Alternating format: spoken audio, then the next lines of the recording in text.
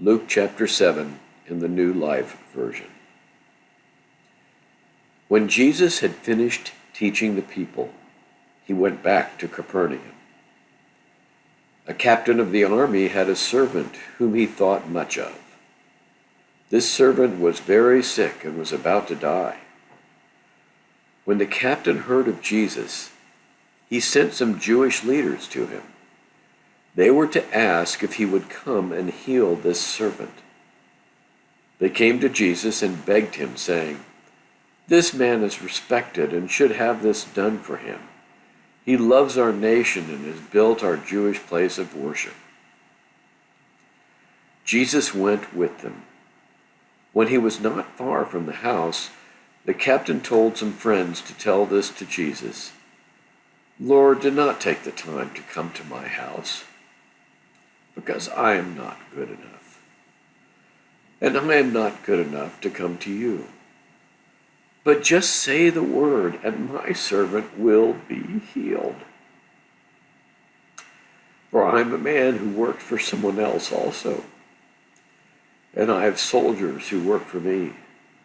I say to this man, 'Go,' and he goes. I say to another, 'Come,' and he comes. I say to my workman, 'Do this,' and he does it." Jesus was surprised when he heard this. He turned to the people following him and said, "I tell you, I have not found so much faith, even in the Jewish nation." Those who had sent went back to the captain's house and found the servant well again. The next day, Jesus went to a city called Nain. His followers and many other people went with him. When they came near the city gate, a dead man was being carried out. He was the only son of a woman whose husband had died. Many people of the city were with her.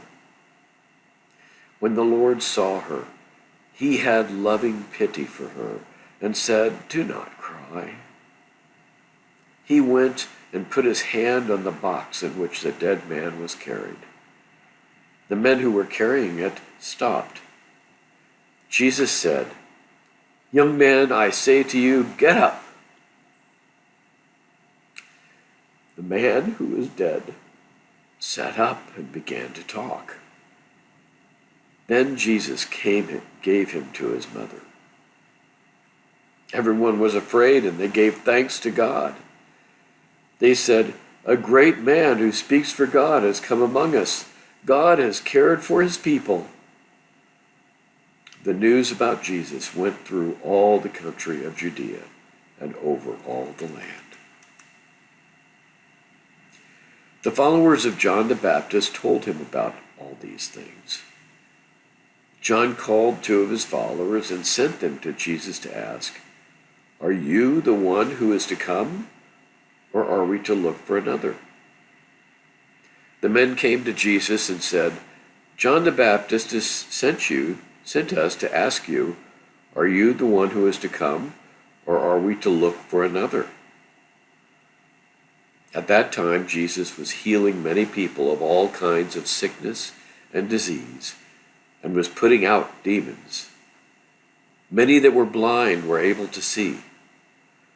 Jesus said to John's followers, "Go back to John the Baptist and tell him what you have seen and heard.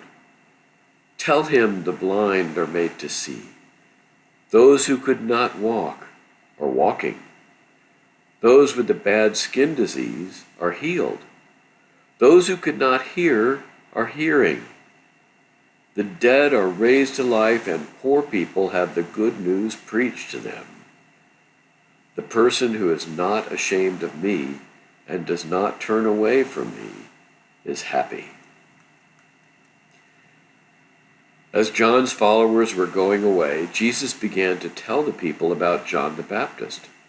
He said, "Why did you go out to the desert? Did you go out to see a small tree moving in the wind? What did you go out to see? A man dressed in good clothes?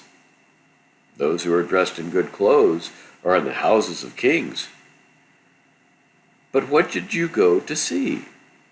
One who speaks for God? Yes, I tell you, he is more than one who speaks for God. This is the man the holy writings spoke of when they said, 'See, I will send my helper to carry news ahead of you. He will make your way ready for you.'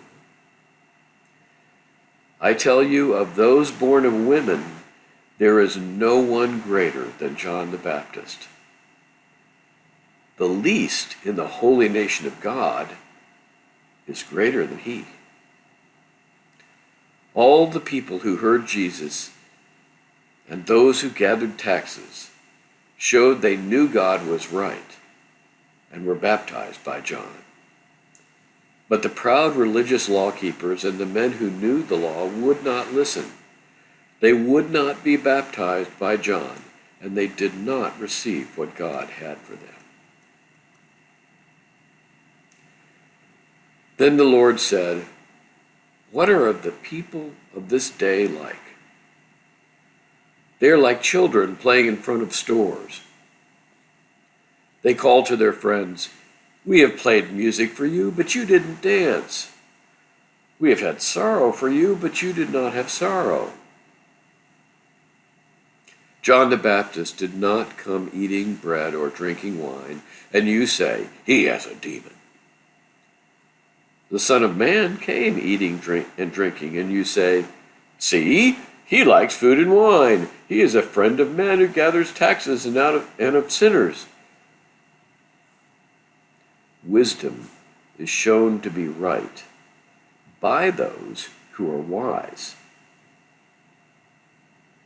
One of the proud religious law keepers wanted Jesus to eat with him. Jesus went to his house and sat down to eat. There was a woman in the city who was a sinner.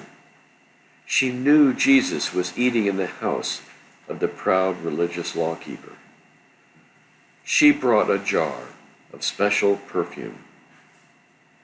Then she stood behind him by his feet and cried.